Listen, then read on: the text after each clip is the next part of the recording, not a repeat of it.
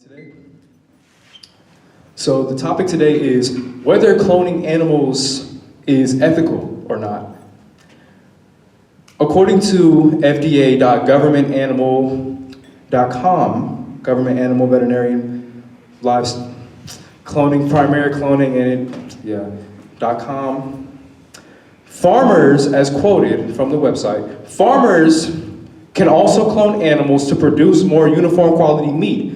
Take, for example, a male boar. That time, after time, sires offspring that mature quickly and provide lean meat. If a farmer has several of these boars, he could quickly produce an entire herd with consistent, high-quality meat. So why would our American meat production companies in this expensive economy have to go through the possible troubles of faulty cows and pigs, for instance, that don't meet certain standards to be produced when you can clone the genes of the better cows and pigs, consistently breed them, and produce high-quality dairy and meat products for the people of this nation? Cloning isn't just simply duplicating an animal in a snap of a finger. Bam, you have 5 copies of dogs. It's not that simple. Like with Dolly the sheep in this case, cloning is using somatic nuclear transfer, which involves taking a nucleus from an adult mammary gland cell and transferring it into an egg cell from which the nucleus had been removed. The resulting cell is then stimulated to divide and develop into an embryo, which is then implanted into a surrogate mother. So if cloning animals for mass production is so dangerous because of potential risk of cancerous foods and animal-related products, then why would that be such an issue if we have invented gene editing technology that will allow scientists to search and destroy possible defects within the perfect animal specimen's DNA structure so that we can consistently breed generations of good cloned livestock after one another? Genome editing is the process of removing and altering an organism's DNA to treat diseases and to alternate its genetics, and can be used to make cloning livestock safe for human consumption.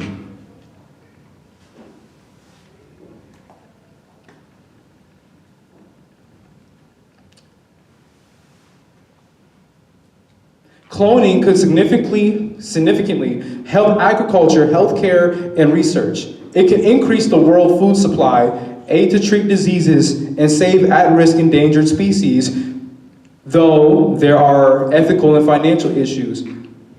The benefits of cloning, from saving lives to scientific progress, make it worth looking into. Cloning can be utilized sensibly for the benefits of society as long as we use it the right way.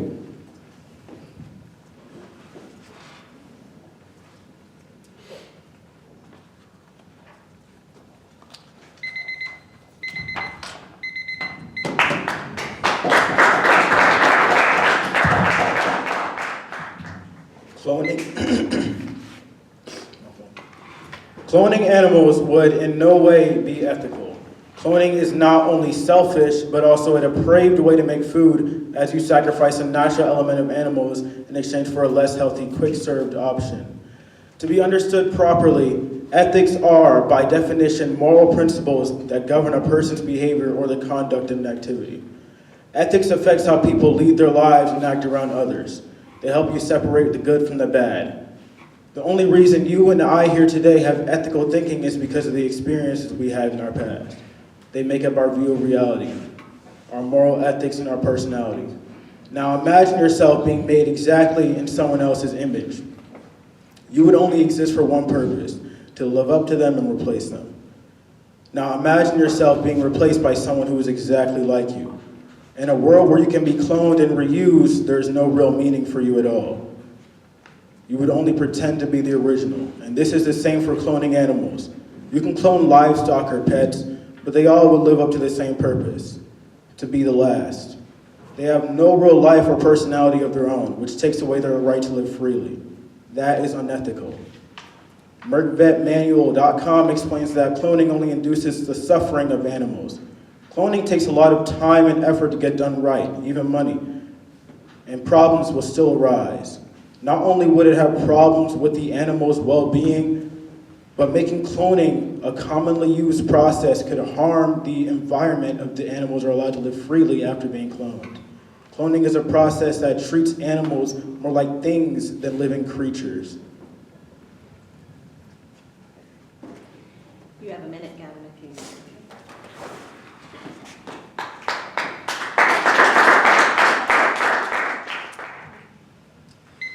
When most people think of cloning, they imagine things like science fiction with futuristic machines and impossible experiments. But today we have discovered that cloning is not just an idea in a movie. It's a real scientific breakthrough that has already changed the world. One of the clearest and most important examples, like Noah said, was Dolly, the sheep. The first mammal successfully cloned from an adult cell. Dolly was created in 1996 by scientists at Roslin Institute in Scotland. Researchers took a cell from a Finn Dorset sheep and combined it with an egg cell from a Scottish black-faced sheep that had its nucleus removed. They placed the resulting embryo into a surrogate sheep after 6 days of development and 277 failed attempts. Dolly was born. She was a healthy, normal, and completely created from an adult somatic cell. This success proved something scientists had never confirmed before, that a fully developed adult cell could be used to create a new life. According to National Museums Scotland, Dolly's birth marked a major turning point in science. Until then, no one had successfully made an exact replica of an adult mammal. Her success showed that cloning was actually possible, and more importantly, that it could work reliably with further development as the time went on. This would spark an entirely new era of scientific research, but Dolly wasn't just a one-time achievement. Her legacy still impacts us today because of her cloning can be used to help people in things such as medicine. Cloning allows researchers to create exact copies of cells to study diseases like cancer and genetic disorders. More accurately, scientists are also working towards cloning organs and tissues that could be eventually used for transplants, which would save a lot of lives in the future. In agriculture, cloning makes it possible to reproduce animals with ideal and better traits. For example, cows that can grow faster or produce more milk. This would improve the food production and making farming more efficient and sustainable. And in conservation, cloning helps bring back endangered species, protecting biodiversity, and giving fragile ecosystems a chance to recover. So what does this teach us? That cloning is really not just science fiction. It's a powerful, proven tool that has already been used to solve real problems and continues to create new opportunities for medicine, food security, and even environmental protection. Dolly's story is not just about one sheep. It's about unlocking the future of science technology with responsible use and continuous research. Cloning can lead us to a better future.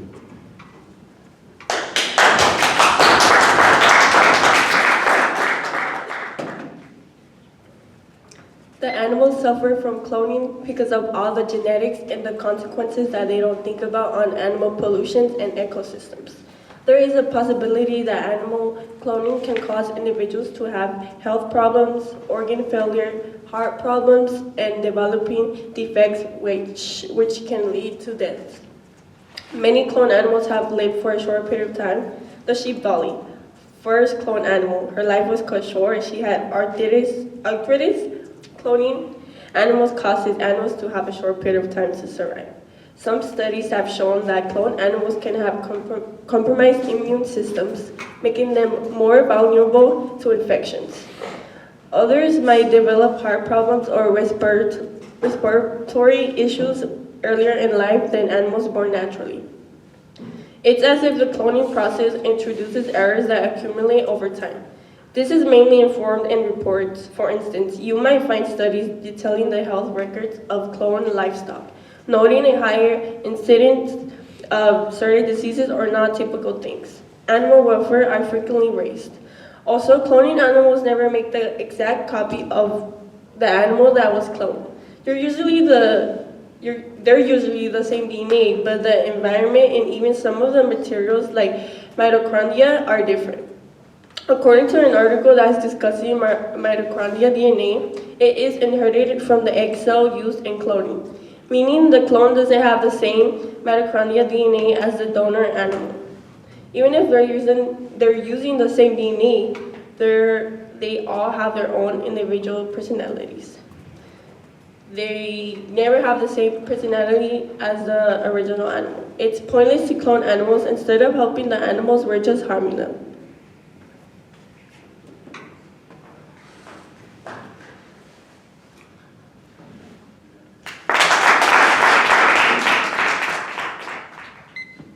As what Frank said about cloning animals to live up to a bad purpose, as it is morally wrong, yes, he has a point in that way. But if cloning animals is so abusive, quote unquote abusive, then if the animals that be raised in a farm to be killed or used for our dietary needs, then what difference would it make if animals are cloned and raised, then if the animals be raised in a regular farm to be killed or used for our dietary needs, then what difference would it make if animals are cloned and raised in a government-controlled farm with laws that keep them from being raised up in abuse?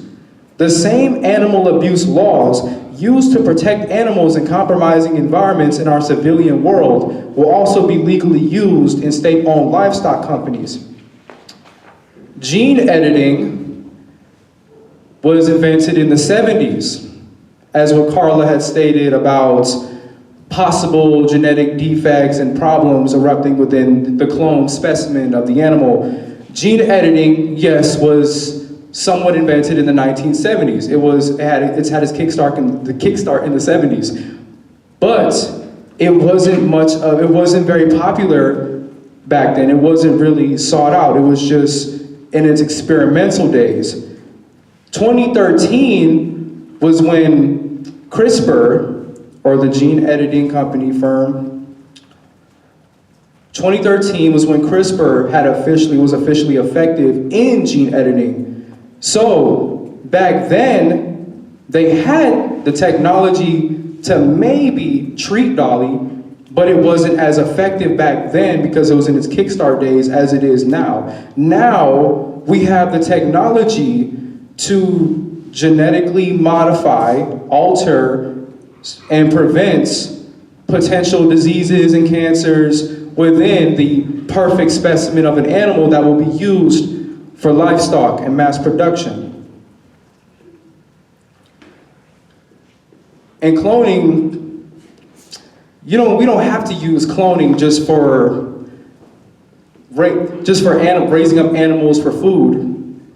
We can also use it to clone dogs. We could use it for a more productive and likened service. It may take time, but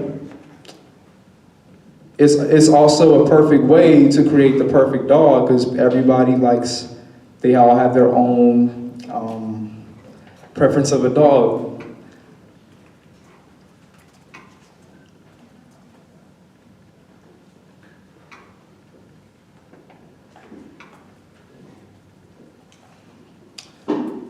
Cloning livestock for human purposes can help save animals from possible endangerment of species because of genetically modified healthy animals being bred in labs and regulated by the government to ensure that they are treated properly. The possibilities of producing mass quantities of good meat and dairy in a big country like the United States are endless.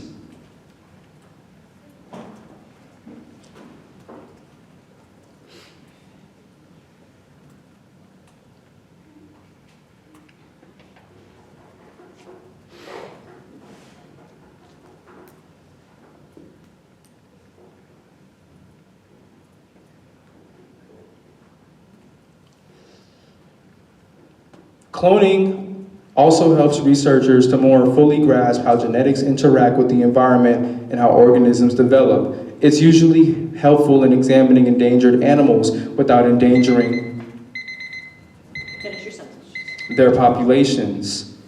This study increases our knowledge of life itself and helps to conserve biodiversity, according to www.genome.gov.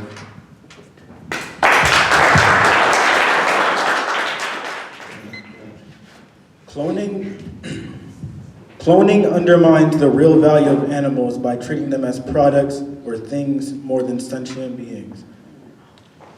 The only things cloning can be used for are food and medicines. They are used to make food so big companies and corporations can buy, cook, and sell these animals. This would boost the production of your favorite foods while also making them cheaper. Cloning would also allow scientists to experiment on these animals in a greater amount, allowing them to create new medicines to treat new diseases. This all seems great, but with everything good, there's always something bad. The cloning of animals by itself may create new diseases that medicines we have can't fight against. Not only that, but research shows that cloned animals are born with deformed organs and live short lives, stopping any real research for scientists. Cloned animal food could have contaminations that weren't found due to the supply of produce cloning would bring to the market. The AVMA informs us that cloning only exists to make money off the animals instead of helping people in need. All this, and we aren't at least treating the animals with respect. Now, I want to go back to what Noah said about farm systems already not being good. We put the animals in areas where they're forced to have kids and be eaten, sure. However, why should we make this process worse by adding cloning? The more artificial we make the production of food, the less humane we are treating the animals. It has been proven multiple times that these animals have feelings similar to us. Pets, for example, your dog loves you, right? You have strong relationships with their owners. Some of these animals have been cloned, and it costs at least $30,000 to clone a single one. This isn't worth it because the animal could be in pain. Not only that, but it wouldn't be the same thing as your last.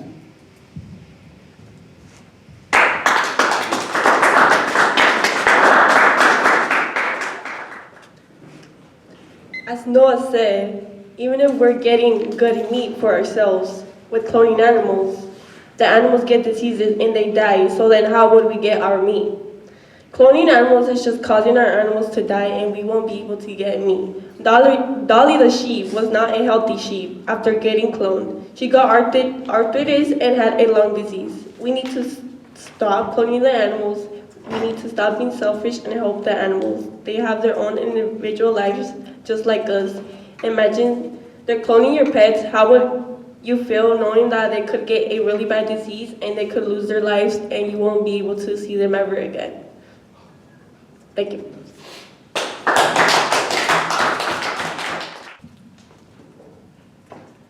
Like Karla said, animals could potentially catch diseases.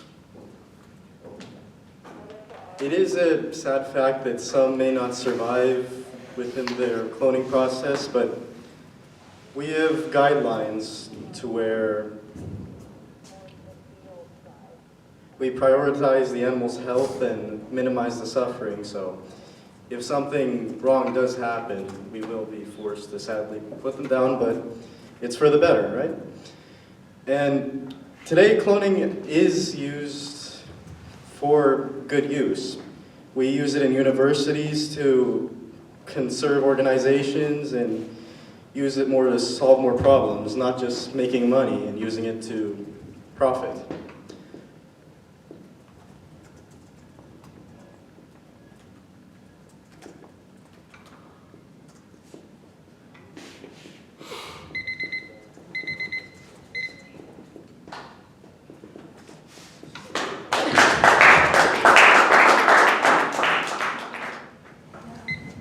Now, I want to point out how Noah believes, with all his claims, that cloning would do more good than bad.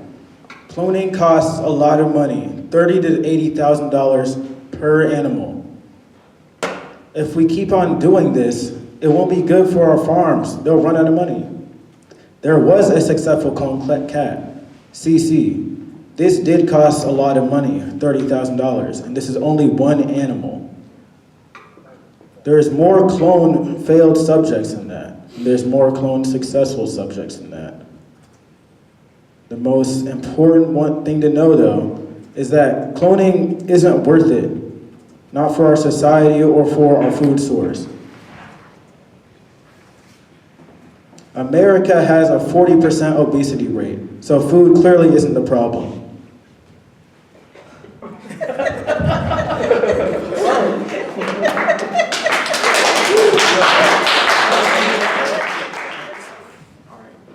Like Karla said, the animals can potentially catch diseases. While that is possible, it would be no different from regular animals catching diseases in a regular farm. Recently, America has struggled with bird flu, for instance, and that has slowed down our egg production while killing thousands of chickens in the process. I'm not saying animals catching illnesses is good, neither if it matters, because it matters, but we can find a way to prevent these illnesses as we have before, because disease is common in this world. We live in a world of pathogens, germs, cancers, everything you can possibly imagine. Now, what Frank said. Frank, I noticed how you mentioned it will cost a lot of money on our farms to clone animals. Now, the key word is farms. I know a regular farmer would disagree with cloning animals, particularly because farmers, they make their own animals, they breed their own animals. But You can add it. No, you don't have closing. Okay. Thank you.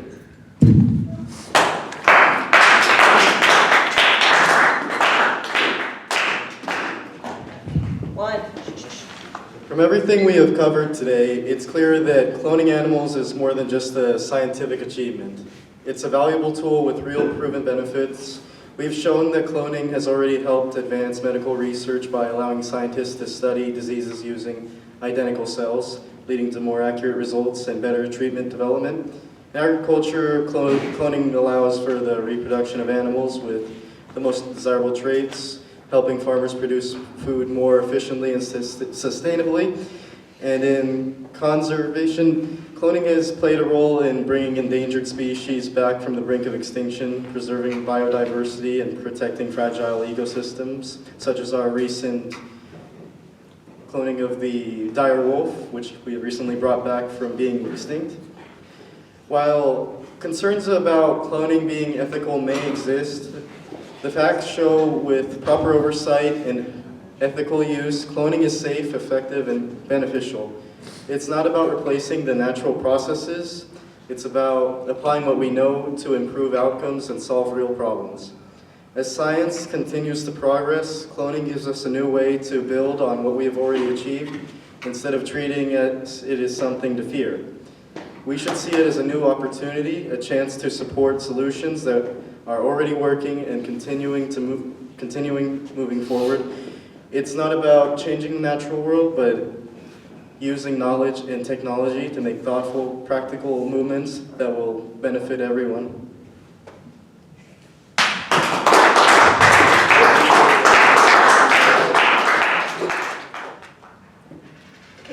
First, I want to thank the judges for coming today to judge our debates. All right, so we've been talking about cloning, right? It's crazy to think about making a copy of something that already exists. Even though clones share the same DNA, they're not exactly the same person or animal. Just how you and your siblings have the similar genes, but you're all different, right? That's because there's more to who we are than just our DNA. Things like what we eat, where we grow up, and even the little things that happen to us every day can change how our genes work. It's like it's like our DNA is just a recipe, but how that recipe gets cooked depends on a lot of different things. It's not just about the environment. There's also this thing called epigenetics, which is basically like little switches that can turn genes on or off. These switches can be affected by all sorts of things, and they can make a big difference in how we turn out in mitochondria DNA. It's a tiny battery pack inside our cells. Clones get their mitochondria DNA from the egg cell that's used to make them, and that can be different from the original organism. So even at the cellular level, there can be differences. So yeah, clones might look similar to the original, but they're not perfect copies. They're their own individuals shaped by their own experiences and their own unique biology. It's like they share the same starting point, but they end up on different paths. And that's what makes them interesting, and why we can't just think of them as exact duplicates. Thank you.